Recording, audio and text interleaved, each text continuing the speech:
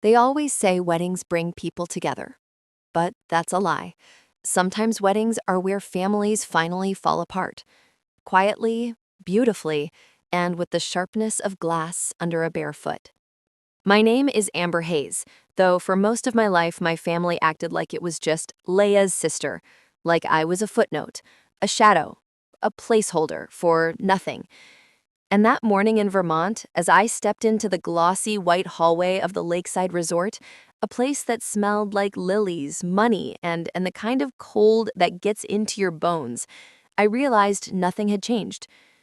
The ballroom doors were open just enough for me to hear the DJ rehearsing. All right, people, we need everyone ready for the first dance countdown.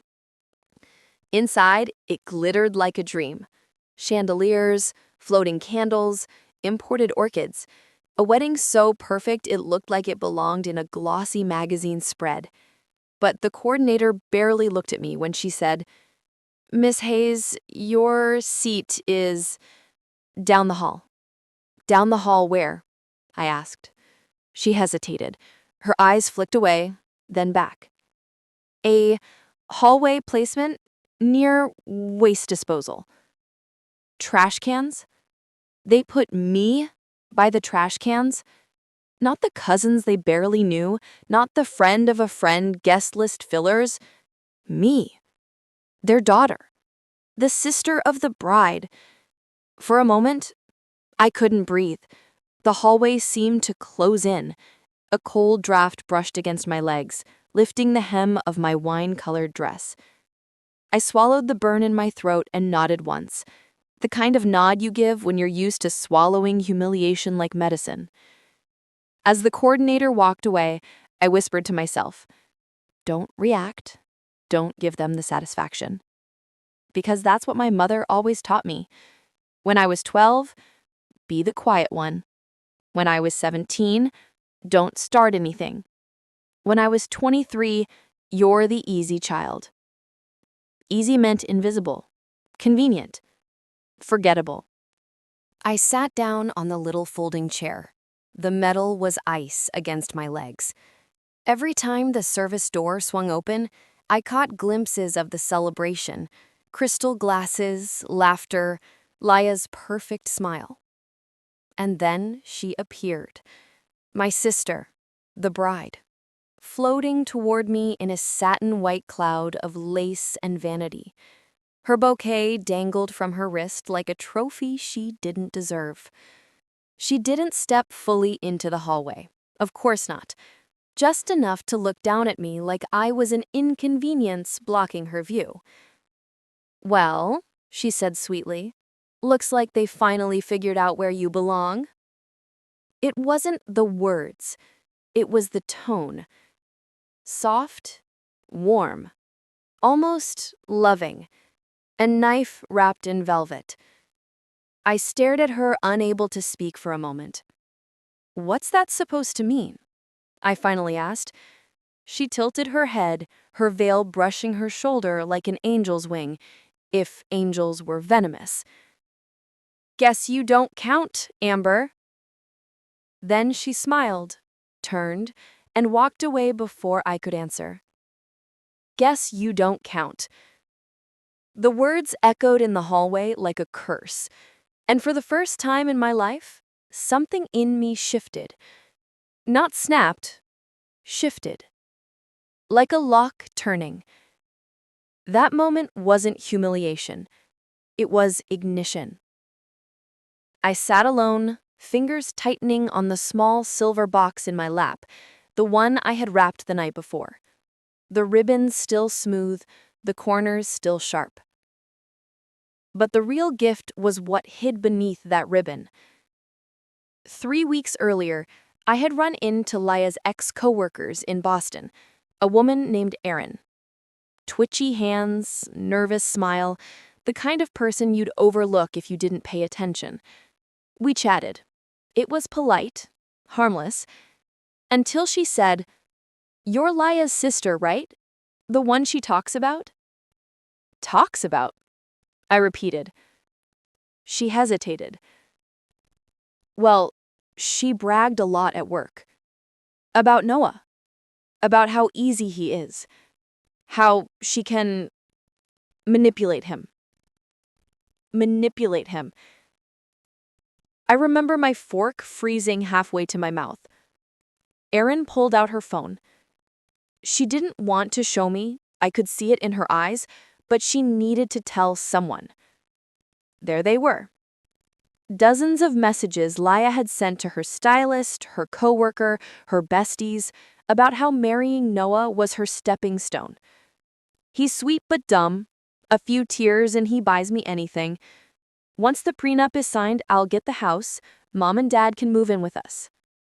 The worst one? I'll have everything by Christmas. He won't know what hit him.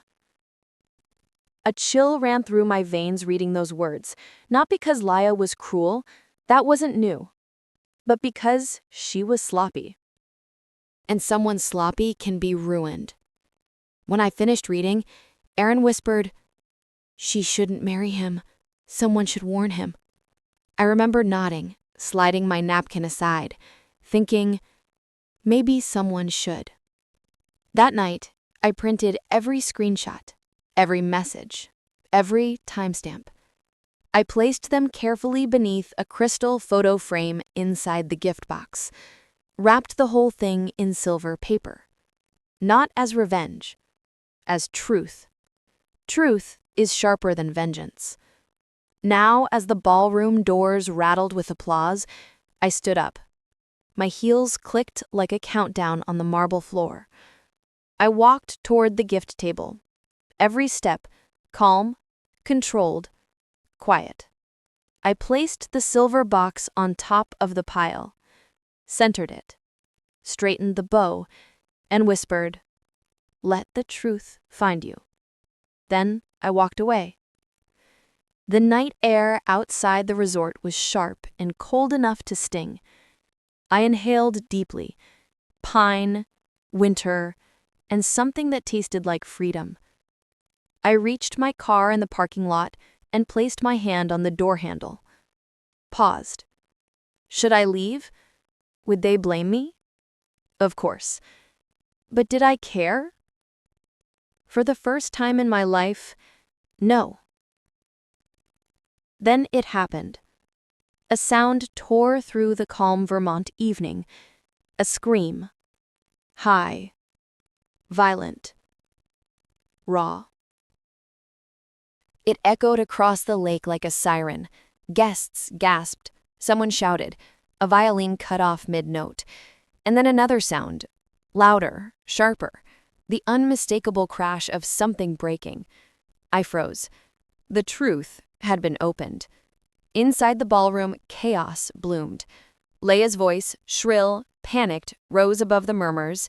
"This is fake. Someone planted this." Noah's voice followed, quieter but more deadly. "These are your words, Leia. Your messages. Your lies." Someone turned off the music. Glasses clinked. A chair toppled over. "I didn't mean it," Leia sobbed. "You don't understand." Victoria, her mother-in-law, spoke with ice in her voice. "I understand perfectly. My son deserves better." Then, "You humiliated yourself." Another scream, Leia again, this one lower, thick with desperation. "My sister did this. Amber did this. She wants to ruin me." Noah snapped. "Your sister told the truth."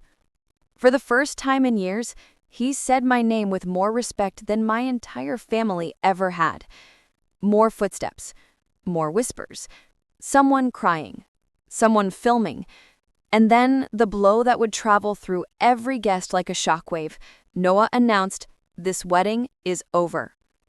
Silence. You could hear the chandeliers humming. He placed annulment papers on the table and stepped back.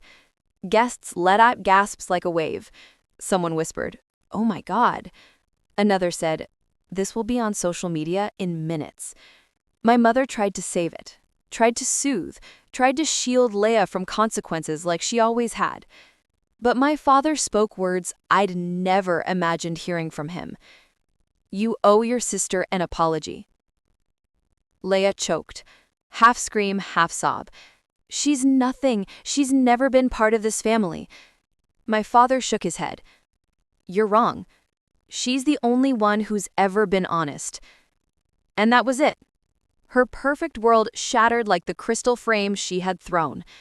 Meanwhile, I sat in my car, hands steady on the steering wheel, listening to the echoes of a family finally seeing itself clearly. Not with anger, not with triumph, just peace. Sometimes peace comes after the storm, and sometimes peace is what's left when everything fake finally burns away. The road back to Boston felt unreal. Dark trees rushing past, headlights sweeping across the empty highway. My phone buzzed constantly. Mom, Dad, unknown numbers, all calling, panicking, desperate. For once, I didn't answer. By the time the city skyline rose in the distance, my shoulders had loosened, my breathing steadied, my chest felt lighter. When I unlocked my apartment door, the warmth inside wrapped around me like a hug I hadn't known I needed. I kicked off my heels, hung my dress on the chair, stared at it. The deep wine color looked darker now, richer, bolder, like it had absorbed the night and claimed it. My phone buzzed again. A message from Mom. Please answer, Amber. We didn't know. But they did. They always did. They just didn't care until the consequences were loud enough to embarrass them. I turned my phone face down and opened my laptop instead. Pulled up a map of Maine, all blues and greens, dotted with little coastal towns that looked like quiet. I booked a cabin by the water for a week. Not to run, to breathe, to exist without being overshadowed. I stepped out onto my balcony. The city was waking up. Gold slicing across buildings, windows glittering like promises, and I whispered the words that felt truer than anything I'd ever spoken. Silence isn't invisibility. Silence is freedom. I wasn't their shadow anymore. I was my own sunrise. At my sister's wedding, I was placed by the trash cans. This morning, I'm sitting by the river. Same silence, different meaning. Back then, the silence was humiliation. Now, it's peace. Now, it's power. My revenge wasn't the box. It wasn't the scream. It wasn't the chaos that swallowed the ballroom. My revenge was this: walking away. Finally. Completely. Without looking back. Sometimes the most powerful revenge isn't fire. It's footsteps leaving the room. Because when you walk away, truly walk away, something happens. They finally see the space you filled. They finally feel the weight of your absence. They finally understand the truth they refuse to see. If you've ever been pushed aside, ignored, overshadowed, erased, you're not weak for leaving. You're wise, you're brave, you're free, and freedom is the loudest revenge of all. Boston drifted into its morning rhythm. Horns, footsteps, the distant whine of a delivery truck backing into an alley. I inhaled deeply, filling my lungs with air that tasted nothing like Vermont's silence, nothing like my family's shadows. For the first time in years, I felt weightless. Then my phone buzzed again. Unknown number. Again. I ignored it. Then a voicemail alert popped up. Then another. My chest tightened, not out of fear, but annoyance. They'd spent years pretending I didn't exist.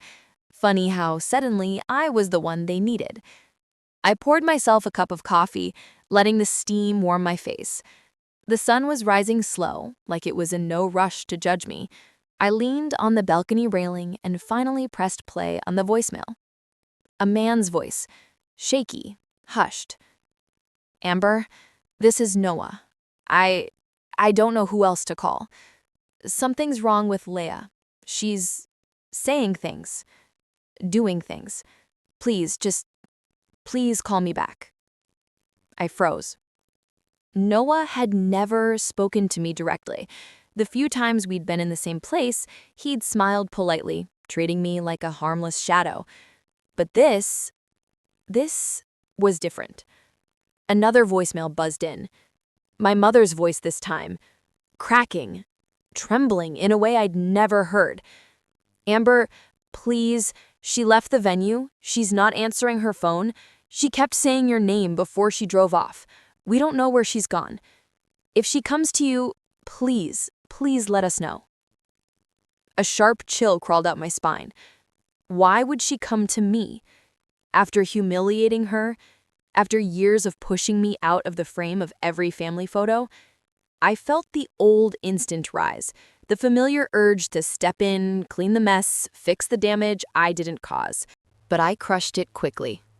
No, I whispered to myself, not this time. I set the phone on the counter, but it buzzed again, another unknown number. But this one sent a text instead of calling. A photo. I tapped it open without thinking, and the breath left my lungs. It was a picture taken from inside a car, my building's front entrance in the frame. Rain-speckled windshield, headlights dim. Below it, a message. We need to talk. No name, but I didn't need one. My sister had always chosen the most dramatic entrances. I backed away from the window slowly, gripping the counter until my knuckles whitened. Something was off. More than just heartbreak or humiliation, there was a franticness in the photo, a desperation. And behind it, something darker. It started soft, a gentle tap, a polite guest, then another tap, still controlled, still waiting for me to open. I didn't move. The third knock was harder. Then a fourth, louder, insistent, unhinged. I stepped quietly toward the hallway, peered through the peephole. My stomach twisted. There she was. Mascara streaking down her cheeks like oil down marble. Hair that had once been elegantly pinned now fell in tangled waves. Her wedding dress, God, was still on her, hem soaked with rain and dirt, dragging like a ghost's tail. She looked like the aftermath of a storm. She looked like the storm, and in her hand, she clutched something metallic, small, sharp. Not a weapon, a car key, but held like a blade. Her gaze snapped up, straight into the peephole, as if she could see me. "Amber!" she screamed. "Open the door!" Her voice scraped the air, raw and shaking. Neighbors' lights flickered on behind their doors. Another bang, and another. I stepped away from the door.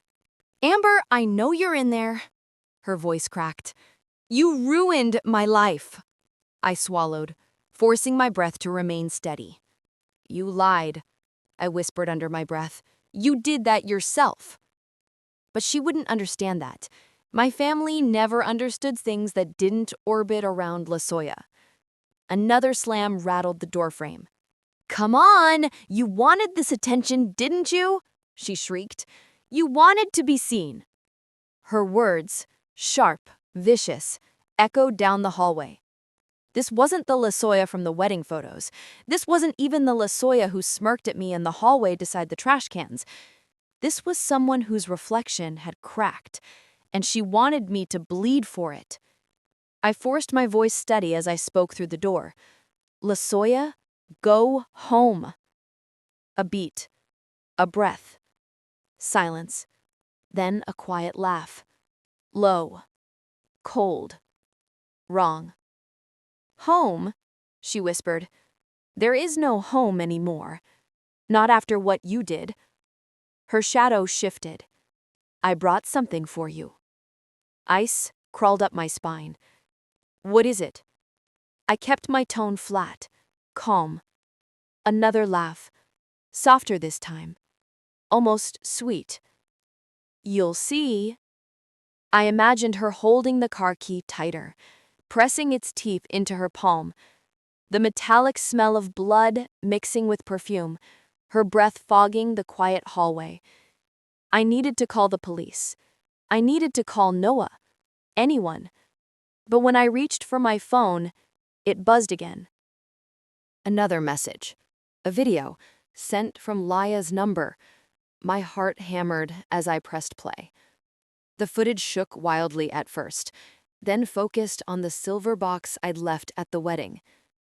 But the lid was open now, and inside was the crystal frame. Smashed. Shards glinting like teeth. The note with the printed screenshots was torn into strips, some soaked with rain, some smeared in black mascara, and next to it, something that hadn't been in the box before. A family photo of us as children. The edges burned. A message appeared on the bottom of the video. This time, you don't get to walk away. I barely had time to process the words before, bang! The door frame shook. I jumped. Okay, I shouted. Laya, stop! Stop it! Her breathing on the other side was ragged. Let me in, she whispered. Or I'll make you. I grabbed the nearest thing with weight, a glass vase, and stepped back, positioning myself away from the door. Amber! Her voice shifted. No longer screaming, no longer laughing, just hollow. I'm your sister. The words trembled, cracking around the edges. You're supposed to help me. A tear slid down my cheek before I could stop it. I tried. I whispered, even though she couldn't hear. My whole life, I tried. Then, another bang. This time, something inside the doorframe splintered. She was stronger than I remembered, or maybe rage made her so. I steadied the vase, gripping it with both hands. I said, "Don't do this." Silence. Then, "You should have stayed invisible," she whispered through the wood. And the door handle twisted. Hard. I braced myself, heart pounding, holding my breath, as the lock strained, creaked, and finally snapped. The door swung open. Boston was quiet that night in a way that didn't feel natural, not peaceful, expectant. I sat on my balcony with a mug of cooling tea, the river stretching like a sheet of black glass below me. For hours, I had ignored every buzz of my phone, but at 11:43 p.m., it vibrated once with a number I didn't recognize. I almost let it ring out. Almost. Something, instinct, dread, fate made me swipe. Amber. A man's voice. Rough. Unfamiliar. Who is this? A breath crackled through the line. I'm Officer Carver from the Burlington Police Department. My heart stuttered. Police? Vermont? I'm calling regarding your sister, Laya. The world froze. Even the river seemed to stop moving. What about her? Another breath. Longer this time. He chose his words like each one might explode. There was an incident. A cold shiver ran down my spine. What kind of incident? He hesitated just long enough for my pulse to thunder. Your sister's car was found at the lake, engine still running, driver's door open. A pause. But she wasn't inside. I gripped the phone hard enough to make my fingers ache. Is she alive? We don't know yet. The river breeze turned sharp, cutting at my skin. Officer Carver continued, voice lower. Before she disappeared, she left something on the passenger seat, a note. It has your name on it. My mouth went dry. What did it say? We haven't opened it. a beat. It's sealed and addressed only to you. My heart pounded so hard it felt like my ribs might crack. What are you trying to tell me? I whispered. The officer exhaled again. We'd like you to come in. Tonight. There are complications. Complications. That word never means anything good. I stared out across the dark water. Somewhere far away, a siren wailed. A gull screamed over the river. The city lights flickered like warning signs. Finally, the officer added, almost reluctantly, Amber, the tire tracks indicate she didn't slip. A chilling pause. It looks like she walked into the lake on purpose. My hand went numb. The mug slipped from my grip and shattered on the balcony floor. The call ended. The silence afterward was louder than the scream I'd heard at her wedding. I stood there for a long time, breathing hard, staring at the broken pieces at my feet. Then I noticed something else, something that made my blood turn colder than the Vermont air ever had. My phone vibrated again. A new message. No number, no contact. Just 5 words. Words that didn't belong to any police officer. Words that didn't sound like my sister. This isn't over, little sis. And attached, a photo. The dark outline of a woman standing knee-deep in water, veil trailing, dress clinging, face hidden in shadow. The lake behind her was still. Too still. I stepped back from the screen as a chill spidered through my spine. My apartment suddenly felt smaller, darker, watching me. My breath hitched when another message arrived, instantly, as if it had been waiting. You wanted the truth? Now come find it. The lights in my hallway flickered. A soft knock hit my front door. Once, twice, then a slow drag of something across the wood. I didn't move. I couldn't move. The knocking stopped, but the final text came anyway. I saved you a seat. The same words the coordinator used at the wedding, only this time, it didn't sound like fate. It sounded like a warning, or a promise. The river outside rippled violently, as if something beneath its surface had just moved. And that's when I understood one thing with terrifying clarity. This story, this revenge, this family history wasn't finished with me yet. Not even close.